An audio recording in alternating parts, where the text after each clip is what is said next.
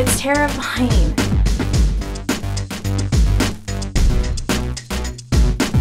Hey guys, so welcome to the last day of Banned Book Week. So I figured since it is the last day of Banned Book Week, I would finish with one of the most famous banned books of all time, and that of course is the 1953 published Fahrenheit 451 by Ray Bradbury. So Fahrenheit 451 was banned first, I believe the first time it was banned was in 1987. And it was banned for bad language, drunkenness, violence, cigarettes, and dirty talk. So I looked all that up, of course, before I read the book. I did not look up what the book was about. It's like I had some idea that it was kind of about like censorship and dystopia, obviously, but I didn't really know what it was about. So I just opened the first page and I just started reading. So if you don't know Fahrenheit 450, why is that such a hard word to say? Fahrenheit 451 is about a man named Guy Montag who is a fireman. Now in this dystopian future, a fireman doesn't put out fires, he actually starts them. So in this dystopian future, they have gotten to a point where no one wants to be offended, everyone wants to be instantly gratified, and so we as a culture have moved into this place where there's no books, no written word, because that could offend someone, and spark conversation and debate, and conversation can offend people, and no one wants that. So it's all about just instant gratification. There's like interactive, like TV shows and crazy stuff like that, which this book, honestly, I'll get back to that. Anyway, so anyone found with books, firemen set flame to the books and the houses that house them, and sometimes the people that own them. And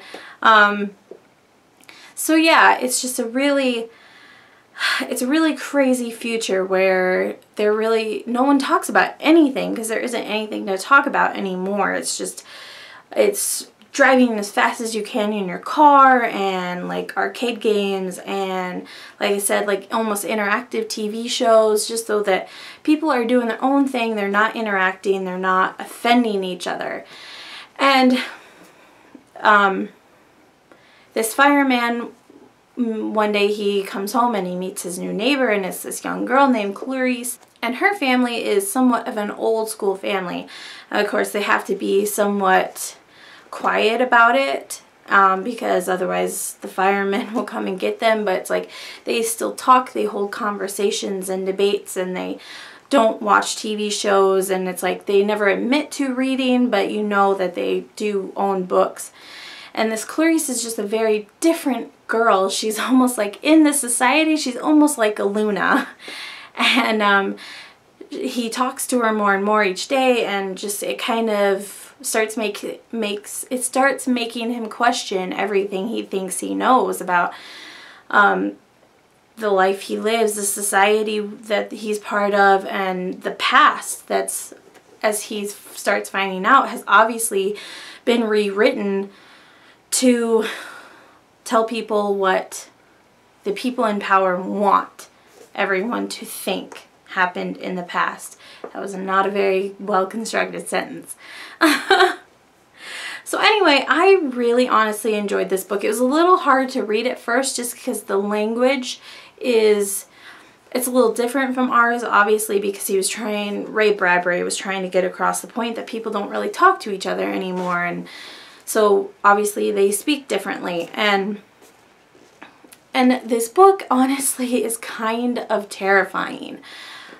Somehow, some way, Ray Bradbury, whether he was a wizard or a psychic or what, but it's like he knew, he could see where our society was going. And the things that Ray Bradbury predicted in this book, it kind of terrifies me. The whole not wanting to offend anyone. I mean, we live in a society where it's like, my opinion is the best opinion ever. But on like the flip side, especially like if you look at the internet, it's like, don't you dare offend anyone. That is not your right. They can say whatever they want. They can feel however they want. Don't you dare offend them. And it's like, no, we're a society with all these different thoughts and feelings. We're gonna end up offending each other at some point, and it's not the end of the world.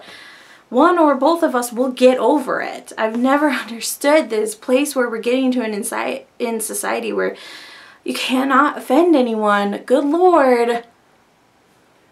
Have your own opinion, but don't, man, don't put down someone else's opinion. It's kind of frustrating. But anyway, another thing in the book that they focus on is that people's attention spans are shorter, and just because they're really all about that instant gratification and not really having to focus and think about anything. It's just their thoughts are delivered to them by what they're watching or listening to. It's really crazy because I swear to God, obviously he doesn't come right out and say it because it didn't exist back then, but Ray Bradbury, he freaking predicted like iPods and podcasts and earbuds. They didn't even have like headphones, like headphones, like little headphones back then. I'm pretty sure they just had like the big, yeah. But yeah, he predicted earbuds. That's kind of crazy to me.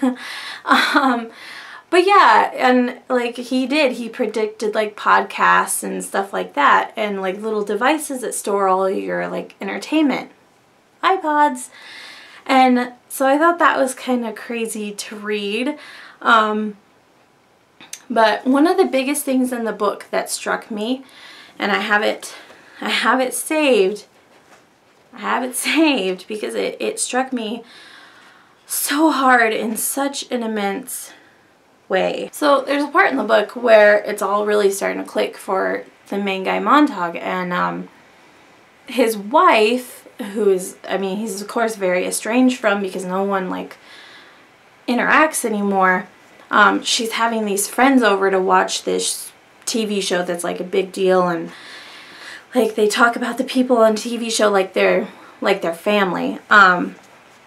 But anyway, so Montauk is just at the end of his rope, and he's like trying to interact with these women, and at one point he's like talking to her friend Mrs. Phelps, and he's like, how are your children? So he's asking her how her children are, and she says, I plunk the children in school 9 days out of 10. I put up with them when they come home 3 days a month. It's not bad at all. You heave them into the parlor, turn the switch. It's like washing clothes. Stuff laundry in and slam the lid. They just as soon kick as kiss me. Thank God I can kick back. So it was like it was really sad for me to read how these parents in the book were talking about their kids, because that is not some dystopian future fear that might come true. That is happening right now. I see it every day when these parents come into my store and I wait on them and they're like, oh my God, I can't wait for school to start again just so I don't have to be around my kids anymore. And all these kids like walking around with cell phones and iPads and like, oh my God. Okay. So at some restaurants now, they offer you like game pads, which are basically just like iPads and stuff like that, for your kids to keep them occupied while you're sitting at the table waiting for dinner. I'm sorry. No. When I was a little kid, maybe they gave us coloring stuff or whatever, but for the most part, my parents talked to me when we were sitting at the table waiting for our food, or we talked to each other. We didn't sit there just like not in the conversation or not interacting with our family members, and that terrifies me.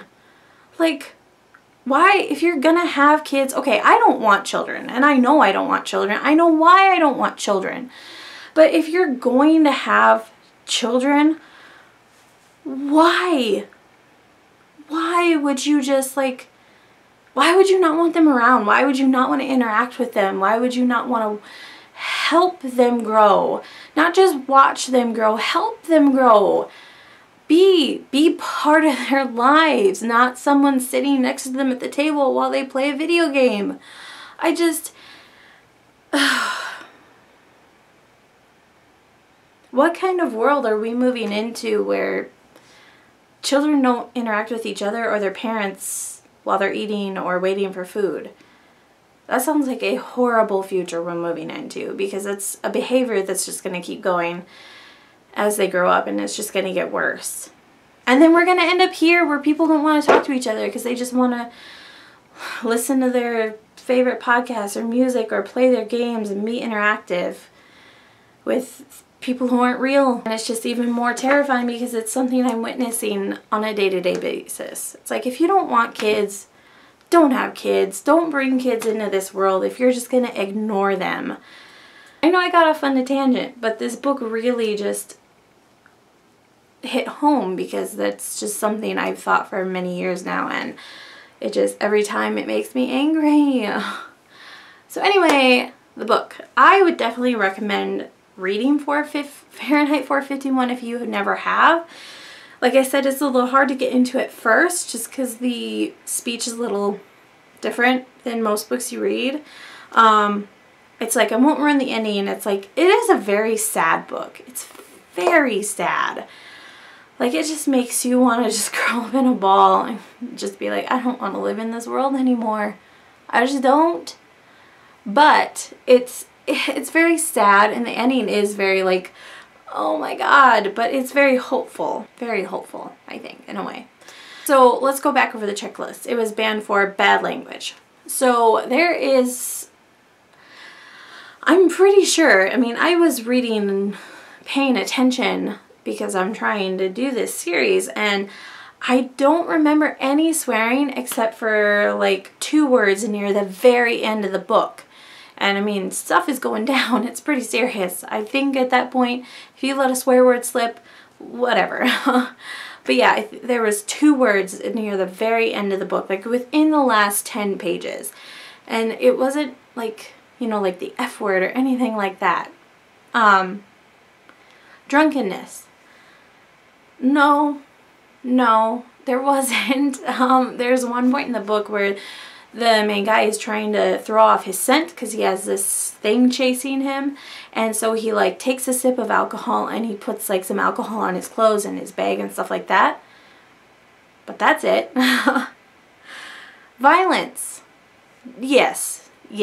There was a few parts in the book that were particularly violent. There's like a whole flamethrower incident that, yeah, it's a little violent, but I mean, I don't know. In the context of the book, it makes complete sense. It wasn't unnecessary violence. Cigarettes. That's another one I think I forgot to actually read off the list, but it was banned for cigarettes. Cigarettes are mentioned in the book in passing, but no one actually smokes. So I thought that was a little weird. And then last, dirty talk. What?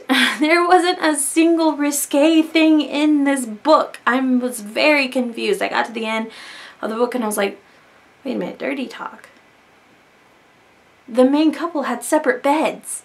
Like, this was the 50s, so of course, like, yeah, the main guy and his wife, they had separate beds. There wasn't anything naughty in this book. I don't understand. Alright, well, thank you guys for joining me for this banned book week. I hope you enjoyed it. Maybe I'll do it again next year. I don't know.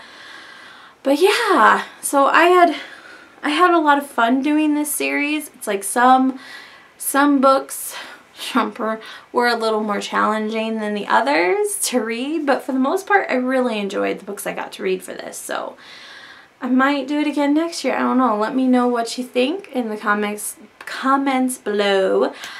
Yeah. So, alright, I love you guys so much. Thank you for watching. I will see you later, and keep reading.